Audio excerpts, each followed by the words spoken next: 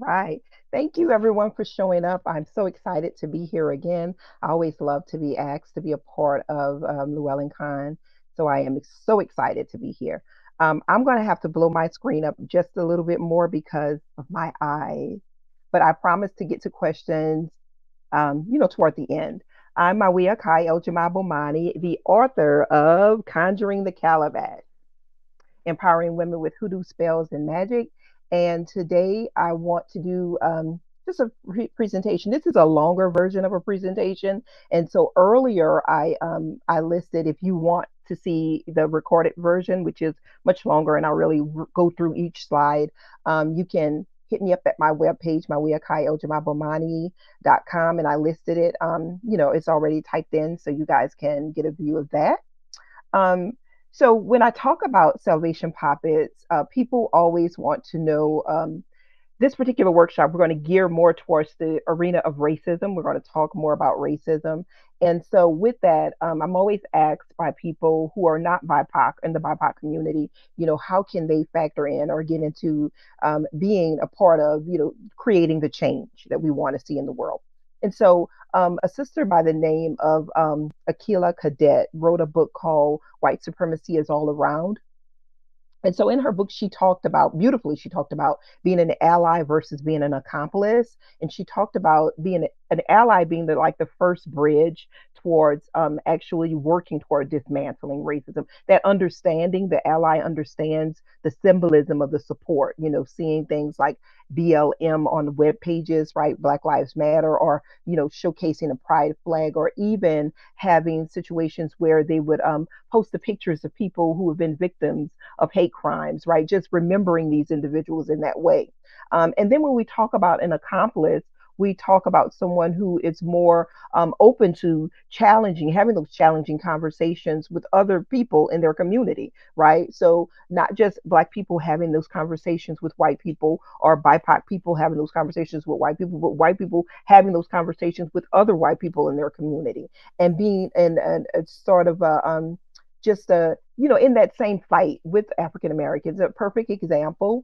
Recently, my mother went to the grocery store and she was looking in her purse for her card. She was going to pay. She's in her 70s and she was going to pay for her groceries. And a lady behind her, a white woman behind her, she was like livid, that it was taking her so long, to find her card. And she made the statement about being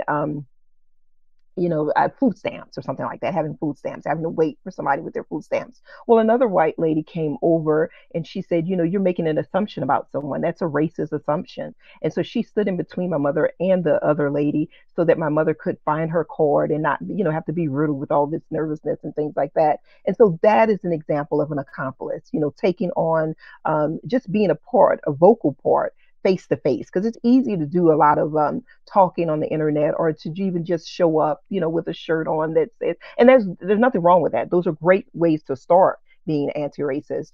But moving into having those conversations with people that you really need to have those conversations with. So this particular workshop is geared in that arena of racism, right? Today. Okay. Thought I was changing the slide. Now my slide's not moving. All right, there we go. All right. So one of the first things that I usually do when I talk about this work is we go into this meditation, and we're not, like I said, we're not going to do it today, but I do want to walk you through exactly how it feels when I offer this work. And I've offered it rather recently, to a group of about 50 individuals, maybe 30 females, and the rest were males. And so the first thing that we do is we do this meditation, a Tonglen meditation, where we breathe in, all of the atrocities and all of the trauma of the world that we see on television, or that have been involved in our own personal lives. We breathe that in, we think about that, and then in that exhale, we think about a cleansing of the universe, right? So we do that for a period of about 3 minutes. And it really sets the stage for the work that we're about to do in terms of working with the Poppets. It allows us to focus our intention on exactly what we've been fed, if it's personal, or if it's what we see, social media, on the news, or whatever. So this meditation method is a way to center our thinking. Oops, I want to go back. All right. And so when I talk to groups of BIPOC people, we talk about, or in everyone in general, what white privilege looks like. So I'm not always talking to groups of people who are just BIPOC. There are mixtures of groups of people in the group. There are white people in the group as well. And so we talk about what that looks like in terms of going back to the story with my mother in the store, privilege, right? Be this woman being able to step in and to use her privilege, her, to say to this other woman, you're making an assumption, and to stand there and to say you're going to give her a chance to get her credit card out to pay for her groceries, right? So when we look at different ways that privilege for other people, we don't always think about the things that we can't really do, right? We see it happen, and you may think that it's not something that applies to you, but it's something that is very prevalent in our thinking, how we have to think about how we see things, right? And so when people say things like, it's not my job to fix racism, I didn't start it, we all have to get into it. We all have to be a part of it to understand how we're going to heal our community. So it does really affect all of us. And saying things like, I don't see color, I don't think of you as Black, when someone says something like that, well, then you're denying yourself, right, the chance to really become that accomplice in making those changes. You have to be able to understand my struggle. And understanding the struggle, it doesn't make it whereas you're an enemy, right? You understand the struggle so that we can both dismantle what's wrong, right? And so that's one of the main things that I really like to get across to people. It's not to make anyone feel as though, somebody's trying to attack you. No, we're trying to attack the problem, right? So that we can heal the problem. And so some more examples, like I said, like I showed in the earlier slide, Unpacking the Invisible Knapsack by Dr. Peggy McIntosh. It's a longer article. You can look at it, and it lists different ways where she was talking about she didn't really realize what her privilege looked like in the world, right? And so ways in which that we can actually look at the things that other people can do, and we can see how we can be helpful, right, and ensuring that we can create change for those people who are in BIPOC communities. Going to look for a home, right, in a neighborhood that is predominantly white, but it may be a neighborhood that you feel like, I love this house. This is a good place for me to live. Maybe having someone speak up for you. Why can't we open this neighborhood up to anyone, right, who can afford to live here? Things like that. I can be pretty sure she says one of her things that lists under privilege that my neighbors in a location would be neutral or pleasant to me. We can't always have those type of situations. And so I like listing these things because you start to see really a lot of the animosity and the I guess a lot of the pain, right, that people of color go through, right, when they're just trying to do things that you may feel like that are really, really simple things. I can be sure that my children will be given curricular materials that testify to the existence of their race. Well, we know with critical race theory now, with taking everything out of the schools, that is not happening, right? Or it's changing so much till it won't be happening for a very long time. Take removing courses like African studies from universities. How when you think about not seeing yourself, right, then you don't have a chance to really understand the importance of your own life to this community, to this world. And so when we fight against those things together, right, keeping those books in the libraries, keeping those books in the universities, then we understand how we can make change. I list some more, and you can see these in the longer slide. I want to make sure that I get to the meat of everything. So, for a lot of Black people, we think about our history and we think about it as being very horrific. And even in today's time, we see a lot of things, a lot of statements that are made that are considered to be sort of microaggressive statements, whereas they're thought of as not having the same potency as any type of racist act. But they do leave a scar, right? And so what we're finding is that they are leaving a lot of mental scars, not just on older people, but also on our very young. So this work can be done, and I do encourage it to be done with younger people as well. And I've had grandmothers come in and do it with their granddaughters and things like that. So it's something that we can all understand, because now none of us is sort of erased from the discussion of racism. Very young children are finding that they are being forced into these situations, right?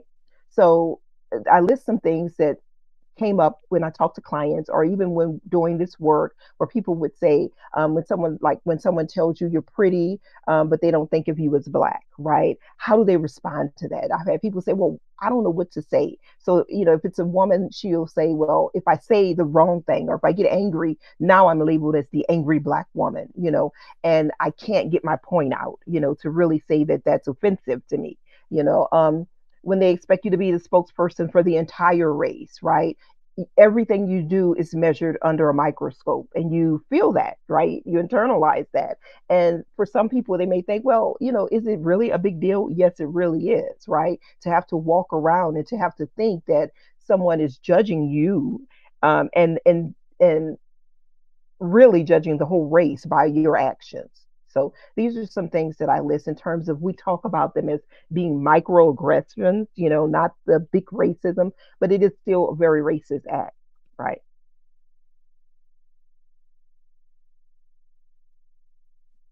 All right. When I started doing this work, it was because of Tamala Horsford case, and I'm not going to go through the whole case. You can definitely look it up. She's a black woman, a woman of color, who was part of this group of, I think the moms were football moms, middle school, and so she was killed, and so it was said that they didn't know what happened. That there were, an autopsy was done, and then a second autopsy was done, and it said that it appeared as though, in one writing that I saw, that they said that she had been fighting for her life. It wasn't just an accident, which was what was said. She fell off the balcony and she was drunk, and that's what happened. Her family and other people did not believe that, and so then it brought up this whole idea of safety in spaces where there are not enough people who look like you, right? And so the more I would talk to individuals about this, the more we would sit down and examine it. A friend of mine who is a psychologist, she said that she just felt as though the body language in this picture did not feel as though she was, Tamala Horsford herself, was in a safe space. And so this work, it really got me to thinking about how we can ensure for ourselves safer spaces, and how we can really change the ideas and the thought process within ourselves, African American people, people of color, BIPOC people, where we feel as though we are enough, right? And that we don't need to plunge ourselves into spaces to prove that we are enough. There are other areas where we think about African American women or people of color. Situational blackness is what I call this one. And so, where we talk about Rachel Dolezal, just using this whole idea of pretending to be black, right? And I've talked to some women who were students of hers, African American women, who say that, she would constantly fail the black women would fail all the time, on papers that they would mull over for weeks and months, right? And the black men, they would say they would just pass, and it's this whole misogynoir, this wanting to be you but not liking you, sort of thing. And so once again, it's another area which plays into this thought process, this racism, this issue of, how do we heal those wounds, right? I'm gonna go through a few others. Adultification bias. This is another big one, and it is really a big one because we look at the parallels. I'm a teacher as well, an elementary school teacher, but I've taught all the way up to high school, and some college courses. But when we look at adultification bias, we examine how young white girls and young black girls are treated in the school systems. And so we think about places like special education classrooms, or even just regular education classrooms, where if there is a problem, an anger issue, maybe there's something happening at home, and how that would play out in the classroom, the black girl oftentimes is written up, is suspended, is expelled, whereas the white student may be looked at for maybe needing some counseling, maybe some in school type things that can be done to avoid suspensions or things like that. And so what we say with adultification bias, we examine black girls as being women. We treat them as being women. We say that they're womanish, their actions, or they're not in the same arena as a white girl. Her actions are totally being an adult, and she needs to be treated like an adult. We need to probably call the cops for her. We need to do, crazy things like that. There was a kindergartner, a case where a kindergartner had taken some crayons, I think, from another student. And so the idea was to call the school resource officer, things like that, right? And so all of these issues play into why I say that this work is incorporated of our family as a whole. I want to move into the work. Wait, go back one. So another part of sitting down and meditating and figuring out how I want to sort of land with this work was based upon stories with my family, right? Of Kinder Henry, a man who was enslaved, and Matthews in Louisiana, and Thibodeau on Matthews Plantation. The owner was called Charlie Matthews, and he left the plantation. He had pretended all his life, his family had pretended that he was blind, but he was not. And he was able to free himself, right, by escaping the plantation. And so part of that is that whenever someone would have the desire or the just the need to leave, right, this pressing urge, they would create these dolls from twigs or whatever they had. And the dolls would be a message, sort of a note to the next person that this person was planning to leave, and this is the route that they were going to take. All of these kind of little messages were imprinted within the shaping of this doll. So when we create our poppets, we're making them sort of, like when you make homemade Play-Doh, which is why I say it's good to include the kids, right? And so we have all of these items that we're going to use for our create when we create the poppet. I include things like honey to pour onto it because it sort of sweetens the journey. We think about the journey of transformation in this case, right? Well, the poppet is created to hold all of that energy, the energy of liberation, what we want to see for our community, what we would like to see for ourselves, but also for our nation, for our, for the world. And so I also include things like the cayenne pepper for speedy travel, right, to make sure that everything is done in a quick way.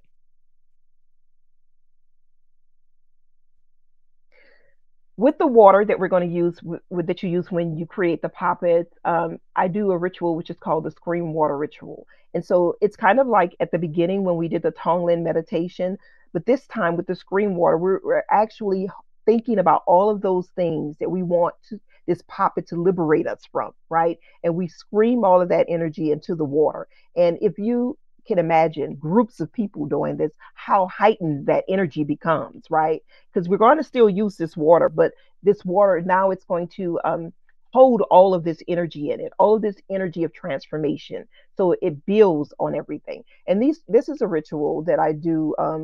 We try to do once a month, right? Because we're constantly we're building together. And even if you're not in the same space with other people, I often ask for people to do it in twos, right? You can still do it, over Zoom. You can do it however. You don't have to be in the same space, but as long as you're doing it at the same time, right? You're building on this energy. So I give you the steps, and you'll see this if if you hit me up. But you have each step by step how to create it.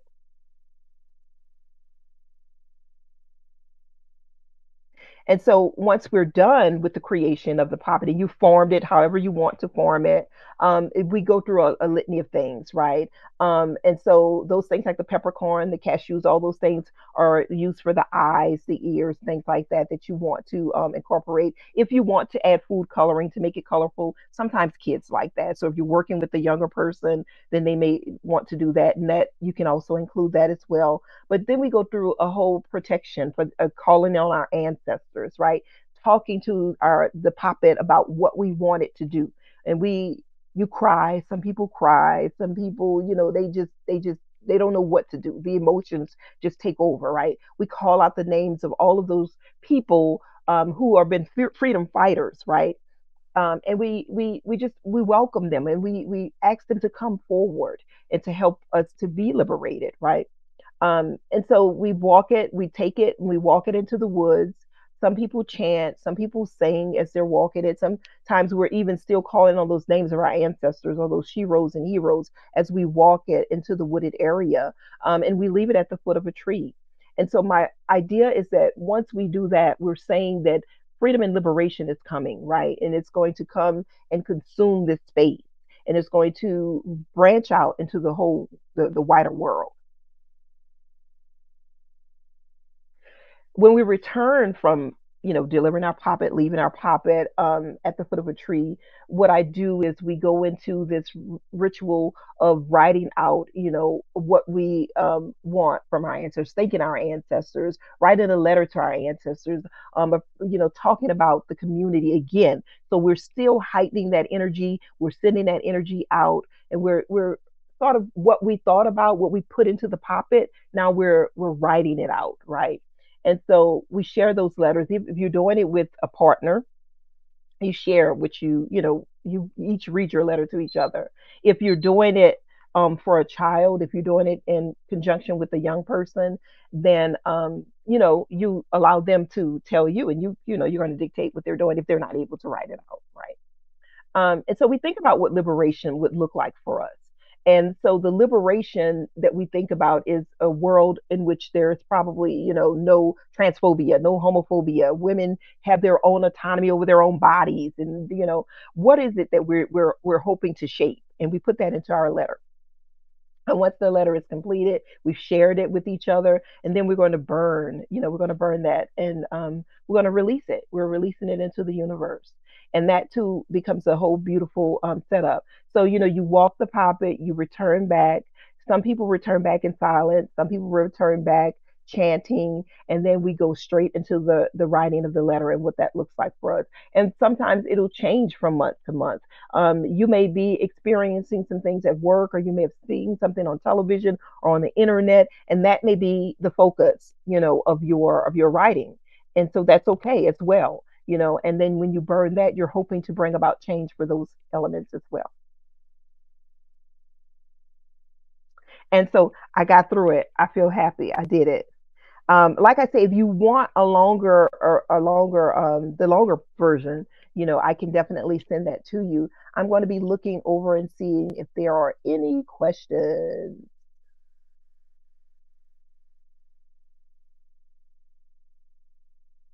Thank you all for saying about the images. Thank you, thank you, thank you.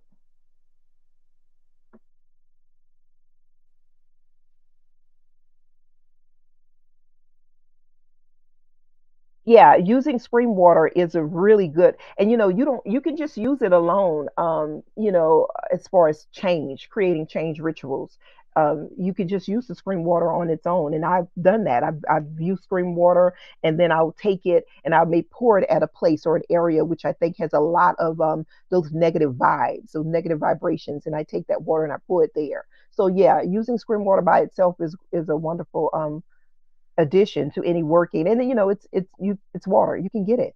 You don't have to go to fancy stores to buy things. Yeah. Thank you so much for saying that. I did an amazing job. Thank you. Um, a favorite way to care for myself when the world feels overwhelmingly heavy. I think for me, a favorite way is like the Tonglen meditation, but it is also probably the spring water. I'll probably do both of them together when I'm feeling really heavy. If I am not at home, and I feel like I'm in a space, where I just don't have the freedom to do the screen water, then I'll do the Tonglen meditation. Definitely the meditation really helps me to recenter and refocus my energy towards healing.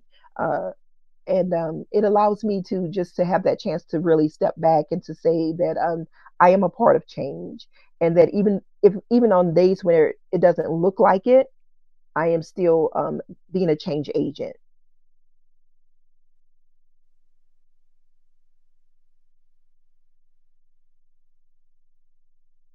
Yeah, I do mix my puppet work with other workings. Sometimes it all depends, on what it's called for.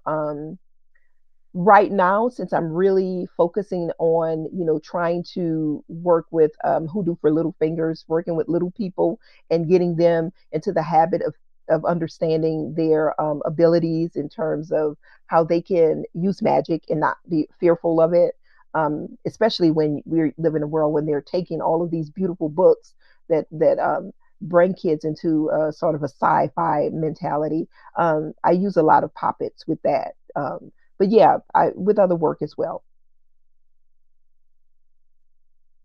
Oh, how does it all differ when you're a solitary practitioner? If you're working in solitary, you can still do the work. I mean, you can still do it. You can do it on your own. I always ask people, if you want to, you can do it with someone else. I always say that, you can work with another person because sometimes we feel like, especially coming out of a Christian sort of a background, right? For a lot of folks, or even a church background or whatever, you feel more seen if you can work with some in conjunction with other people. But by all means, you can definitely do this and, with alone, you can do this as part of a solitary practice. There is no right or wrong. There is no, I have to wait for somebody else. If, your partner that you usually work with is busy, and you have set a date and they can't do it, then you still do it, so there is no saying that you can't do it in solitary. So I would just work on it and just keep it getting it going.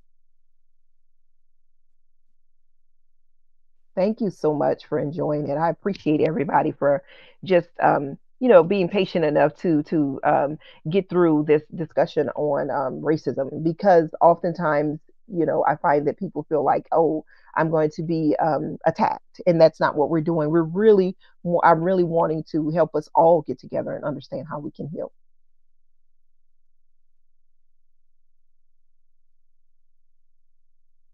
Oh, magical parenting.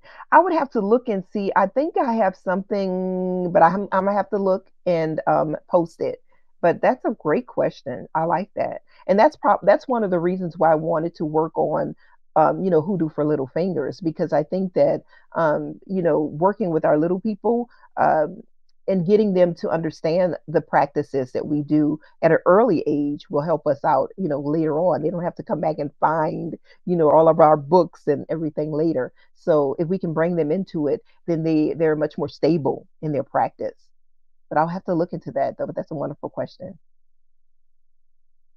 Oh, already found dolls. I like that question. Yeah, I use already found dolls too. I love already found dolls because it's easy, right? It's easy to do that.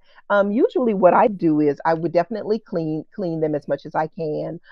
If it's a doll, you can't just put into water and things like that, then I would soap up a towel and just wipe her off a little bit, and then probably spritz her a little bit with Florida water, and then use that doll as part of my working in that way.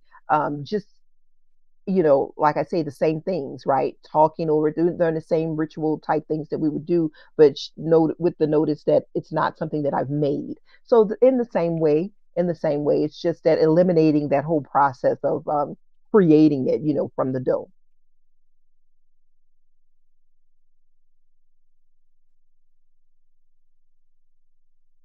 Thank you. Yeah, I like that title, Hoodoo for Little Fingers. I do. I like that too. Yeah, having being a mother, and then and my son just had a baby, had being a grandmother. I think that is one thing that I love to do. And we always talk about having magical Mondays, via Zoom, where we would talk about different things and do different little hoodoo for little finger type things. So yeah, thank you all for having me. Thank you. I'm looking. I hope I'm not missing any questions. I don't want to miss any.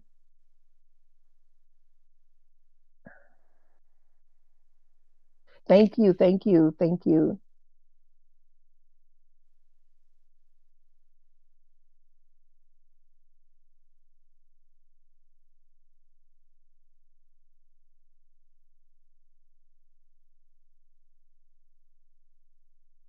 Oh, why I included the slides? Um, I guess for me, I needed I needed to have sort of a feel to what I'm saying. So I think that I wanted the slides to examine a lot of the information that I've been, hearing from clients, things that I've experienced in my own life, talking to my own children, and working in a place with children. The school that I work at is it's a predominantly white school, and I'm the only African American teacher there. There were two people of color teachers there, and now that teacher is gone, and I'm the only one still there. So I think for me, being in all of these different types of situations and feeling not seen all the time, right? Even after being there for 14 years, still getting that same thing as though I'm not a part of what's going on. Um, Works like this have helped me mentally, um, in my mental health, as well as my spiritual health. And so that's the reason why, for me, when I sit down to think about magic, it has to be something that really is steeped in how I can improve not only my life, but the lives of others.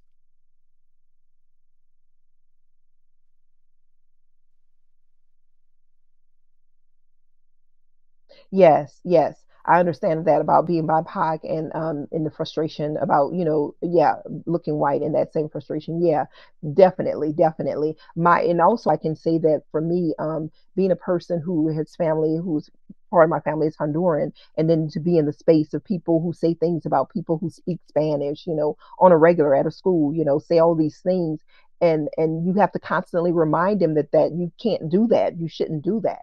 So I understand what that's like, to be in spaces and to have people feel as though they can say certain things or act certain ways because the absence of somebody else, but they don't understand, just how beautifully, we're put together. So they may be saying something and speaking directly to us and not realize that it's the us that they're mentioning.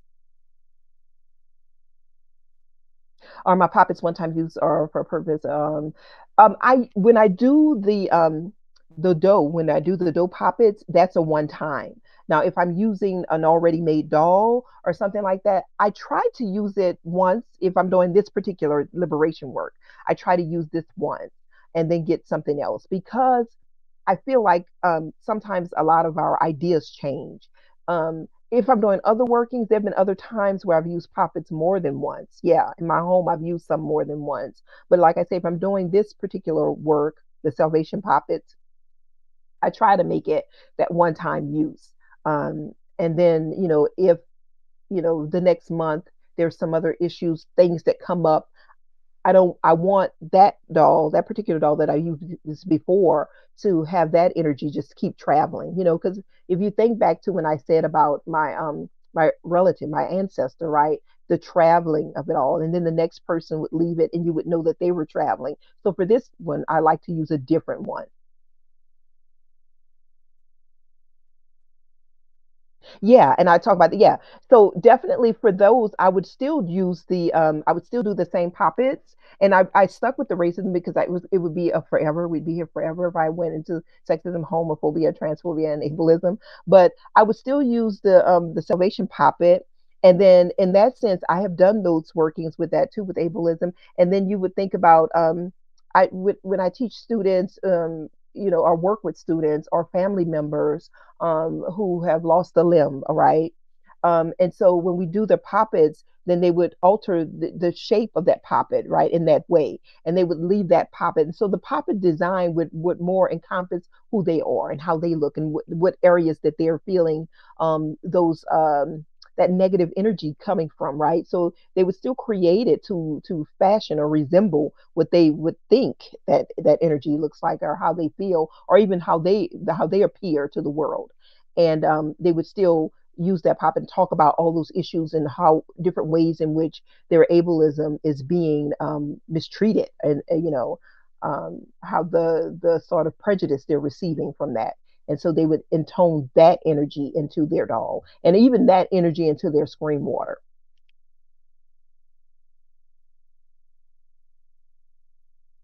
Ancestral oppressions and their own spiritual trauma. Yes, definitely ancestral oppressors and their role in spiritual trauma. I think that, you know, when I do this work, I'm also thinking about my ancestors. I'm thinking about the individuals on whose land I live on. This is cattle native land, right? The First Nations people in this area where I am now is cattle. And so I think about all of that when I do my scream water and when I'm making the poppets. So I'm also um, working into all of it freedom and liberation for their spirit, right? Even though they're not still here, right, with us in the physical, I still want them to be liberated in their spirit, and I call on them to help us liberate because the more people we have, the better the fight.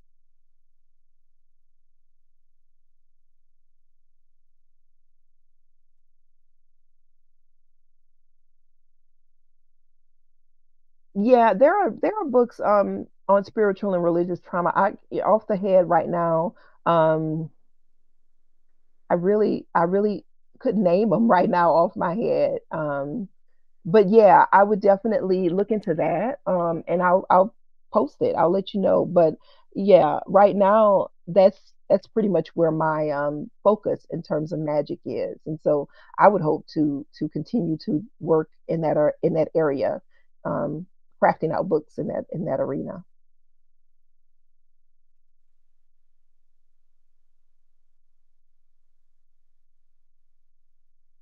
Thank you all for having me.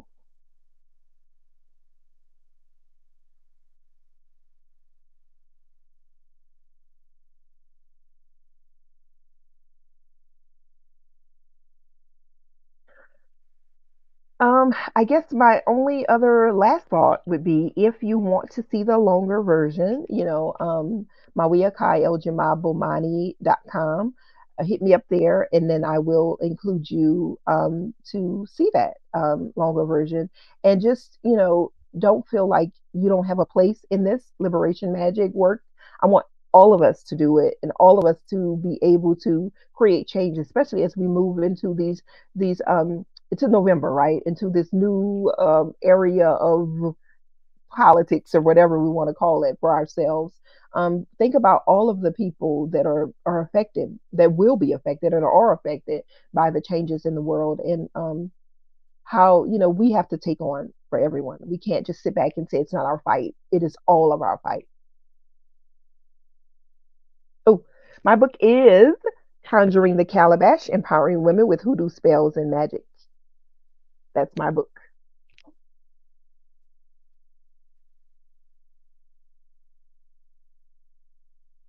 Thank you so much. Thank you all for taking your time out.